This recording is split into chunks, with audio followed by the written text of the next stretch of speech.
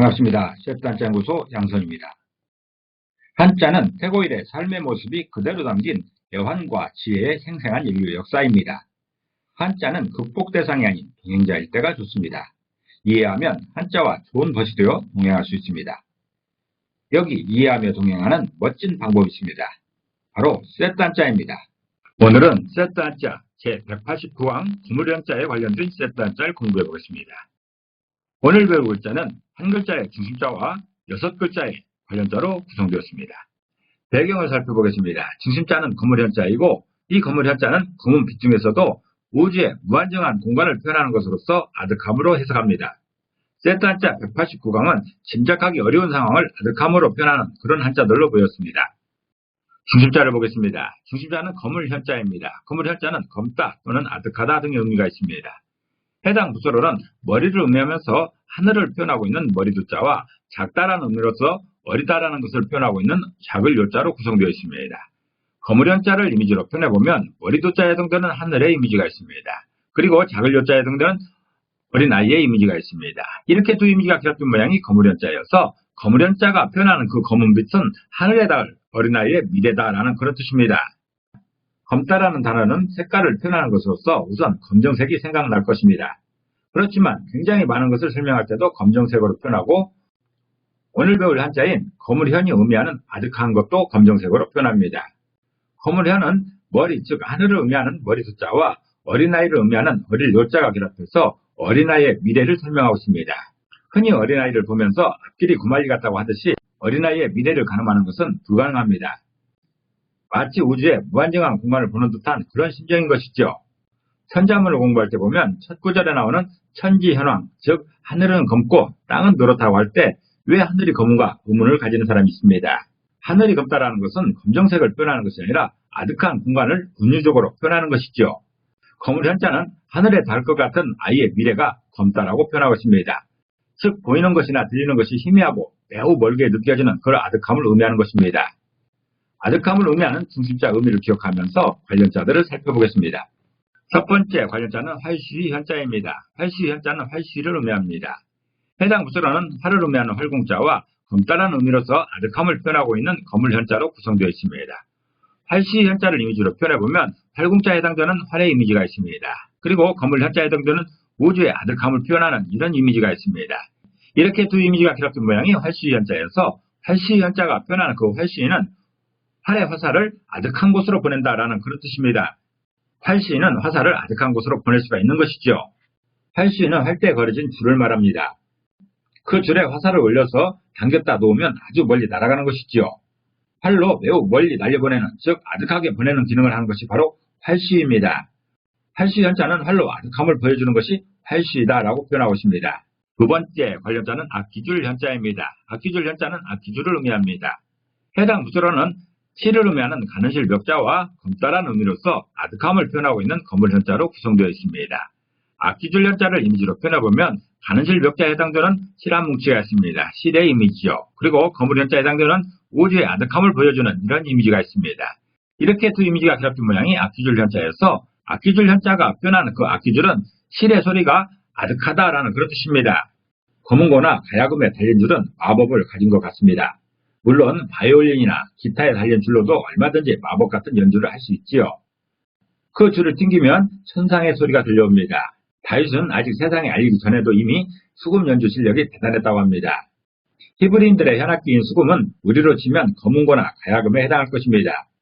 사울왕이 두통으로 고생하고 있을 때 다윗의 수금 소리를 듣고 앞귀가 떠나가서 말끔히 나았다고 합니다. 그 줄에서 나오는 신비한 소리로 인해서 앞귀를 쫓아낼 수 있었던 것이죠. 가는실 하나에 아득함을 실어서 기가 막힌 연주를 했던 것입니다. 현악기에서 나오는 요소리를 할 것입니다. 악기줄 현자는 실에서 아득한 소리가 나오는데 그것이 바로 악기줄이다라고 표현합니다.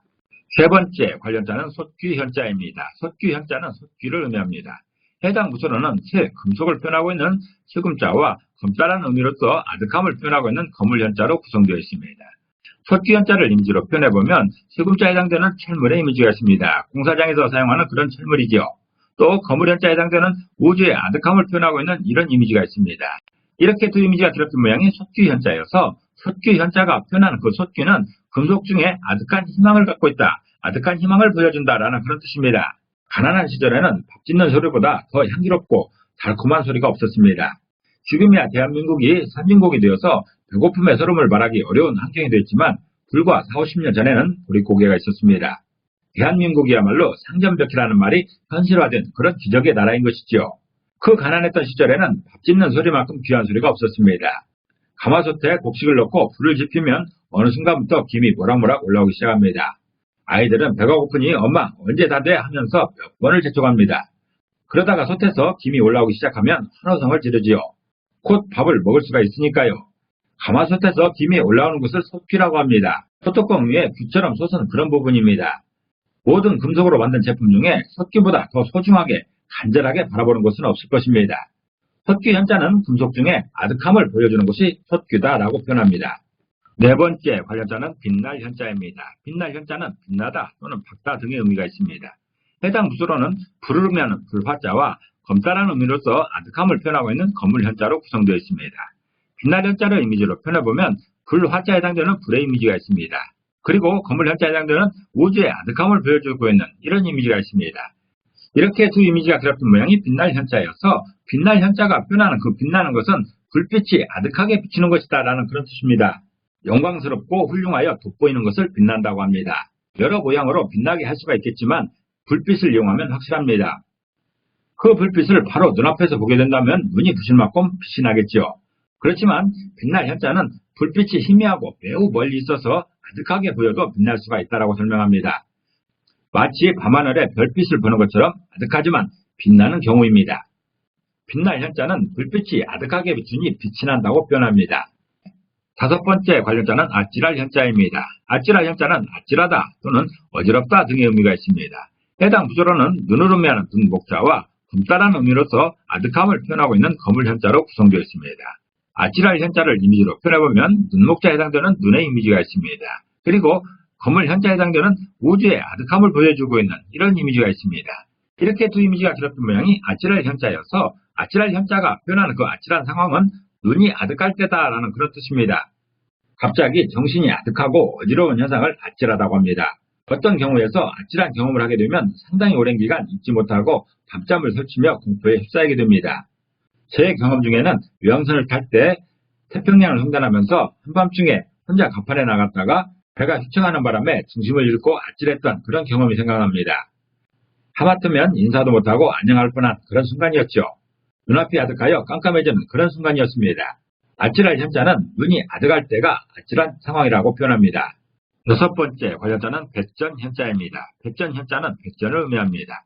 해당 부조로는 배를 의미하는 배주자와 검다라는 의미로서 아득함을 표현하고 있는 거물 현자로 구성되어 있습니다. 배전 현자를 이미지로 표현해보면 배주자에 해당되는 배의 이미지가 있습니다. 그리고 거물 현자에 해당되는 우주의 아득함을 보여주는 이런 이미지가 있습니다. 이렇게 두 이미지가 결합된 모양이 배전 현자여서 배전 현자가 표현하는 그 배전은 배의 아득한 부분이다 라는 그런 뜻입니다. 배를 타게 되면 가장 곤욕스러운 것이 배멀미입니다. 저도 20살 무렵에 처음 부산에서 친구네 집에 가기 위해서 제주도 가는 예약선을 탔었는데 초저녁에 출발하여 새벽에 도착하는 것이었습니다. 여행이기 때문에 가벼운 마음으로 시작된 항해는 제 생애의 최악의 밤이었습니다. 배멀미라는 게 이런 것이다 라는 것을 생생하게 경험한 그런 밤이었습니다. 하늘이 빙빙 돌고 온몸이 뒤틀거리는 아찔한 기억이었습니다.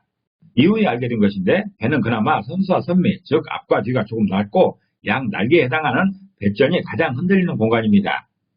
배전은 배의 앞뒤 좌우로 흔들리기 때문에 춤을 추는 그런 공간입니다. 배의 모든 공간 중에서 배전이 가장 아득한 부분이라는 것입니다. 배전 현자는 배의 모든 공간 중에서 가장 아득한 부분이 배전이다 라고 표현합니다.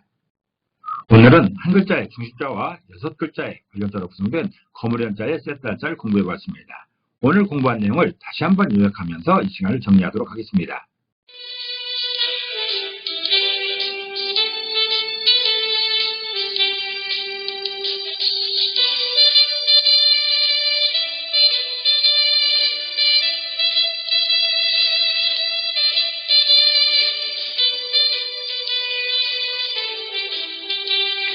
한자는 뜻글자입니다. 그래서 모든 한자에 한획한획의 의미가 있습니다. 그렇지만 그 의미에 대단한 비밀이 있는 것은 아니고 우리들의 상식에 기반하고 있습니다. 우리들의 상식에 기반하여 이해하고 설명하는 한자, 세트 한자였습니다. 감사합니다.